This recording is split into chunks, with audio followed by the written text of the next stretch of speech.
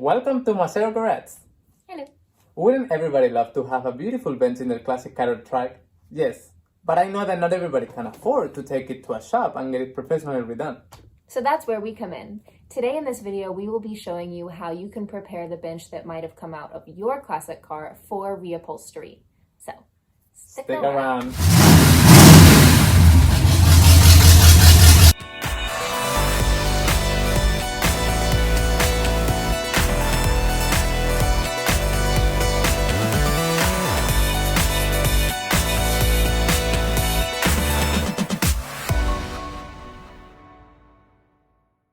This is the bench that we're going to be reupholstering for our Chevy Nova. We believe it's from a mid-70s El Camino. We're going to start by using our Phillips-head screwdriver to remove the headrest.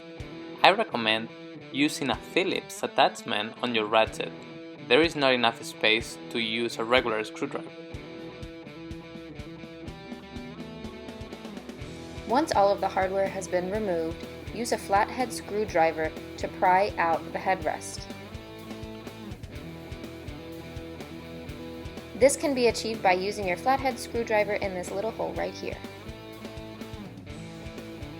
Now we're gonna be removing this tab on the hinge. Use some WD-40 if it's really rusty like ours.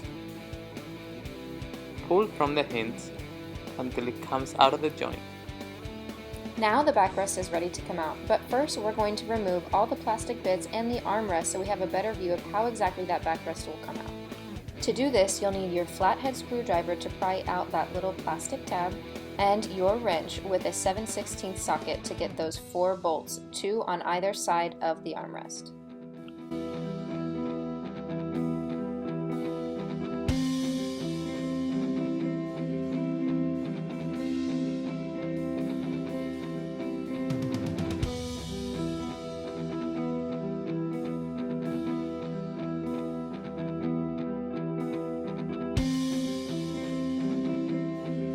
We had a hard time getting this last bolt out because the plastic of the armrest cover was broken, but not to worry, we'll fix that with some epoxy and some soldering.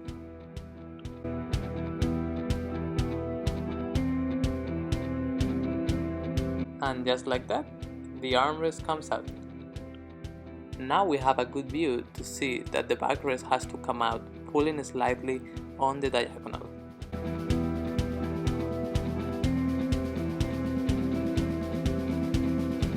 Now, pull out these plastic pieces. We will be refinishing them later.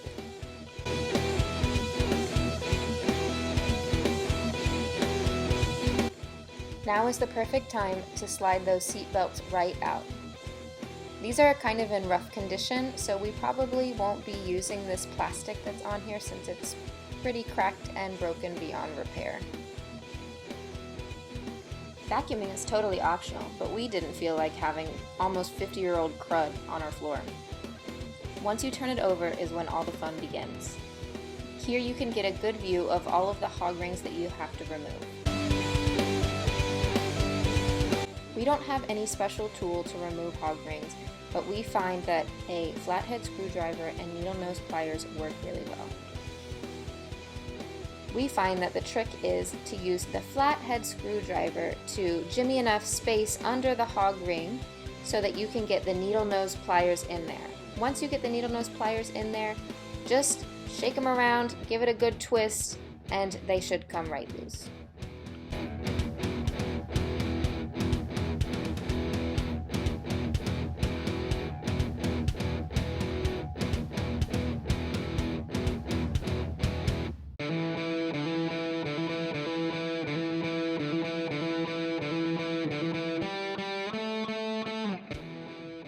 Here I'm helping myself with a box cutter just to open up the fabric. It makes it a lot easier. You can only do this, of course, if you don't plan on using your fabric for anything else.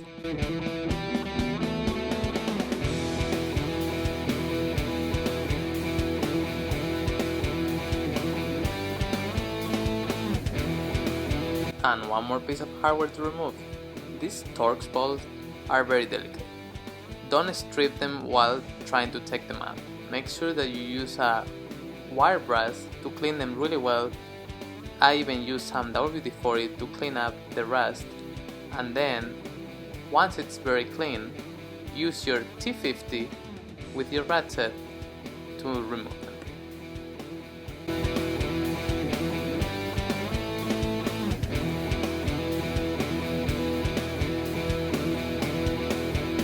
Next, pry out the metal plate.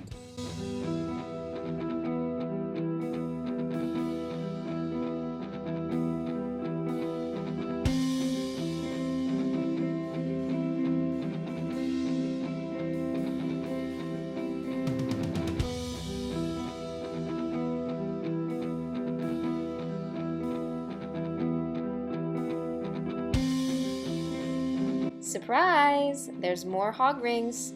Get out that flathead screwdriver and those pliers.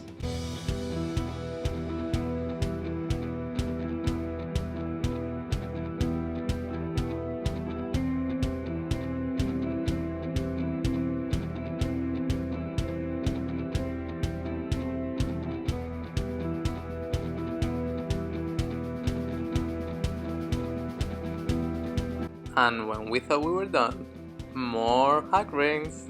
Get your flathead screwdriver and the pliers again. There are also these metal tabs holding the foam down to the frame, so be careful, don't just yank it out.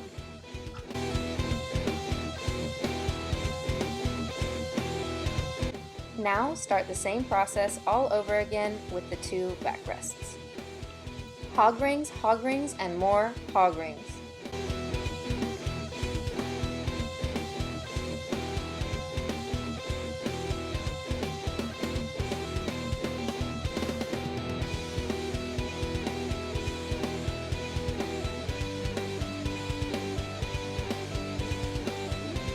In the front seam of the cushion, there are more hog rings, so be careful. We're being particularly careful because we are going to repurpose this foam.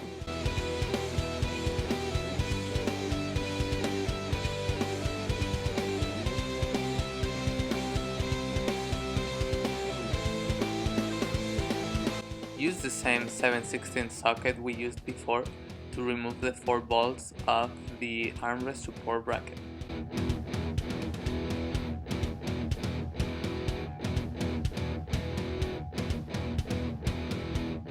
And I'm back for more hog ring fun.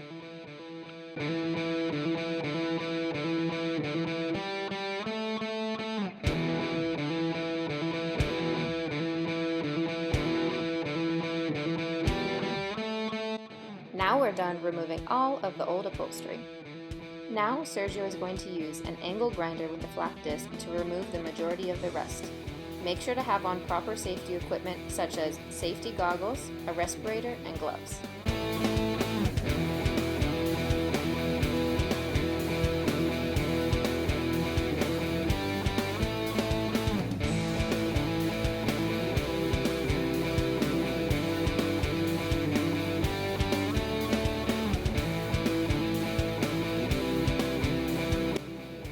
If you have an air compressor, use your air gun to remove all the debris from all the grinding you just did. We want to have a very clean surface before priming.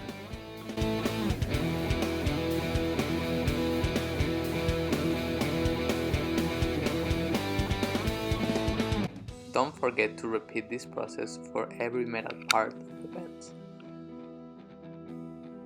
The hinges of our armrest were pretty immobile, so we're using some WD-40 to make them free up before painting them.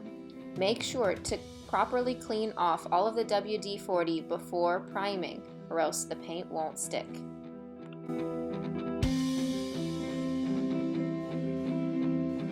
One of the bolt holes from the armrest support bracket was broken, so we had to do some quick welding to make sure that we could put in the bolt without any problems. On the back rests, Sergio's using a wire wheel attachment on our drill. In this instance, a sandblaster would be ideal, but we don't have one, so this will do for now. But for the flat surfaces, the angle grinder still works much better.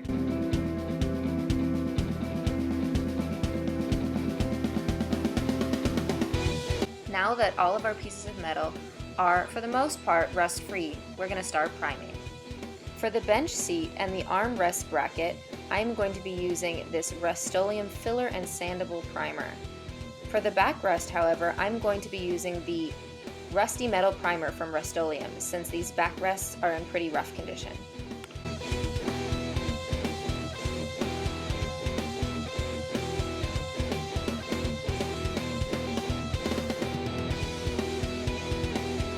Now that everything has 2 coats of primer and has had time to dry, we are ready to paint. I'll be using this Rust-Oleum flat black acrylic enamel for all of the metal pieces.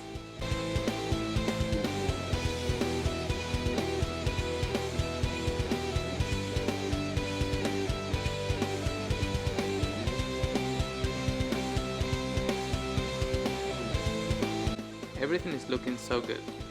For the last step, Emily will be cleaning the foam using a 50-50 mix with bleach and water. The key is to let it dry out in the sun. Hey guys, thank you so much for watching. We had so much fun today. Yes, and everything turned out great. It was a long process, but it's totally worth it, and hopefully this lasts forever. If you like this video, make sure to hit the like button down below and leave us some love in the comments, but most importantly, subscribe, because very shortly we will be uploading a video of actually reupholstering all of this. So, see you soon. bye.